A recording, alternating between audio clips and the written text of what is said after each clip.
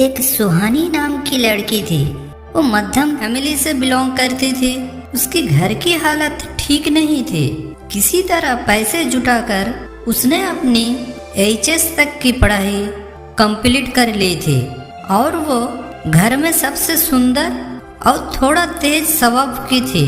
उसके घर में उसकी और 2 बहनें भी थी और एक भाई था। लेकिन सुहानी ने अपने घर पर 12वीं के बाद कॉलेज में पढ़ने के लिए जिद पकड़ी हुई थी और वो चाहती थी कि किसी अच्छी कॉलेज में एडमिशन मिल जाए। लेकिन किसी अच्छे कॉलेज में एडमिशन के लिए अच्छी नंबर और बहुत ज़्यादा पैसा लगती थी जो उसके पास नहीं था। लेकिन सुहानी की ये इच्छा थी कि वो किसी अच्छी कॉलेज में ही एडमिशन ले और वो कम समय में कम मेहनत करके सब कुछ पा लेना चाहती थी। और वो इसीलिए कभी कभी रिश्तेदारों से भी उधार ले लेती थी, क्योंकि सुहानी मध्यम परिवार से थी और दिन ब दिन उसकी आदत बढ़ती ही जा रही थी, जिससे उसकी माँ बहुत परेशान रहती थी और हमेशा उसके लिए चिंता करती रहती थी। सुहानी की माँ पार्वती और हमेशा उसे समझाती थी कि बेटी, सफलता के लिए कोई भी शॉर्टकट रास्ता नहीं होती, बल्कि सफलता और कामयाबी हासिल करने के लिए कड़ी मेहनत और लगन लगती है। लेकिन सुहानी को इस बात से कोई फर्क नहीं पड़ता था और उसके शौक बड़े महंगे थे। सिंगार की चीज़ों से लेकर महंगे मोबाइल फ़ोन और कपड़े, खाने पीने और रहन सहन सब महंगे थे। इससे घर के लोग काफ़ी परेशान थे। लेकिन उसके पिता की आमदनी इतनी अच्छी नहीं थी कि उसके सभी महंगे शौक पूरे किए जा सके। ऊपर से 2 बहन और एक भाई भी था। पिता को उनके भी ज़रूरत पूरी करनी पड़ती थी। सुहानी के पिता ने जैसे तैसे एक कॉलेज में एडमिशन ले लिया, एडमिशन करवा दिया। लेकिन सुहानी एक डॉक्टर बनना चाहती थी। पैसे की कमी के वजह से उसने बीए में एडमिशन ले लिया। जब कॉलेज का पहला दिन शुरू हुआ, उस दिन सुहानी खूब साथ सवर कर कॉलेज गई और कॉलेज के शिक्षकों ने भी अच्छे से पढ़ा रहा था। 2-4 दिन कॉलेज जाने के बाद सुहानी अब लड़कों से दोस्ती करने लगी थी। लड़कियों से वो दोस्ती नहीं करती थी। आहिस्ता आहिस्ता 1, 2, 3 लड़के से दोस्ती हुई। अब वो उस लड़कों के साथ घूमती रहती थी, कुछ ना कुछ खरीदारी करती रहती थी। अब ये सब उसकी आदत हो गई थी। इसी बीच सुहानी की दोस्ती साहिल नाम के एक लड़के से हो गई।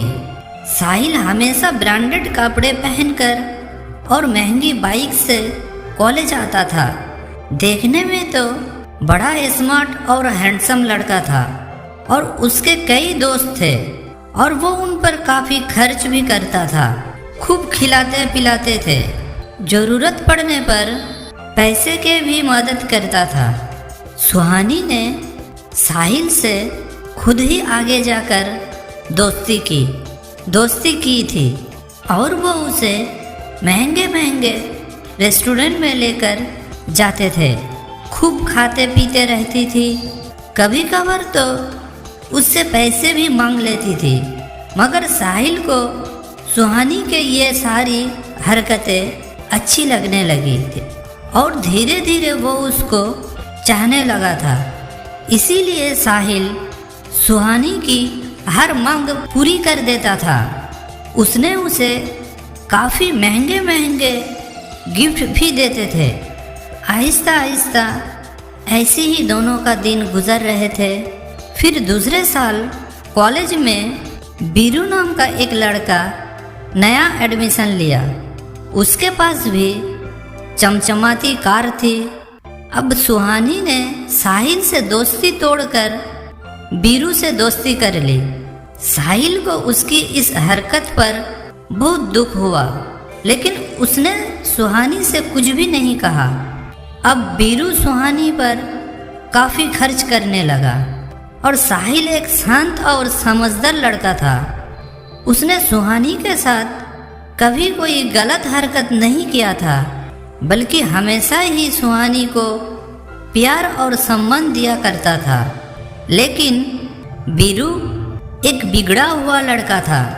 उसमें बहुत सारी बुराई थी। वो शराबी और नशेबाज भी था, लेकिन सुहानी को कोई फर्क नहीं पड़ता था। उसे तो उसके पैसे और गिफ्ट से मतलब था। सुहानी के सहेलियों ने कहा, सुहानी तुम बहुत ही गलत कर रही हो, बीरू ठीक लड़का नहीं है। कई लड़कियों के साथ उसने काफ़ी बुरा व्यवहार किया है, जबकि साहिल एक अच्छा लड़का था।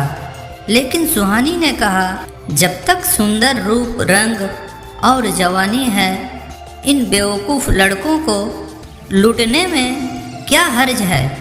सुहानी के सहेलियों ने कहा, तुम कभी किसी दिन बड़ी मुसीबत में पड़ोगी, तब तुम्हारी जवानी किसी काम नहीं आएगी, देख लेना। वैसे भी सुंदर रूप और जवानी सदा नहीं रहती है, याद रखना। सुहानी के एक सहेली ने उसे समझाते हुए कहा। एक दिन बीरू ने अपनी जन्मदिन की पार्टी में सुहानी को भी बुलाया। पार्टी में केक काटने के बाद शराब की भी पार्टी चलने लगी। उस पार्टी में साहिल भी आया हुआ था, लेकिन उसने शराब नहीं पिया। बीरू ने होशियारी से सुहानी के गिलास में शराब मिला दिया था। फिर डीजे में डांस शुरू हुआ। बीरू सुहानी के साथ डांस करने लगा और उसके हाथ अश्लील हरकतें करने लगा। सुहानी ने जब विरोध किया तो बीरू नशे के जोश में उसके साथ जोर जबरदस्ती करने लगा। उसको पकड़कर खींचातानी करने लगा, जिससे उसके कपड़े फट गए। सुहानी चीखने चिल्लाने लगी, अपने आप को बचाने लगी। इतने में ही बीरू ने जोर से धक्का दिया और सुहानी सीढ़ियों से लड़खड़ाते हुए नीचे जा गिरी। उसके सिर फट गए और बहुत ज़्यादा खून निकलने लगा। बहुत सारा खून बह जा रहा था, पर कोई उसके पास जाकर उसको हॉस्पिटल नहीं ले जा रहा था। इतने में ही शोर शराबा शुरू हो गई और ये खबर साहिल तक पहुंची। साहिल भागकर सुहानी के पास रोता हुआ आया। सुहानी बेहोश हो चुकी थी। साहिल ने अपने दोस्तों की मदद से सुहानी को हॉस्पिटल में ले गया और पूरे रात हॉस्पिटल में रहा। डॉक्टर ने कहा, खून बहुत निकल गया है, बचना मुश्किल है, अभी तो खून चढ़ाना पड़ेगा। साहिल ने तुरंत सुहानी को खून दिया और अपने घर से पैसा मंगवाए और हॉस्पिटल में जमा करवाए।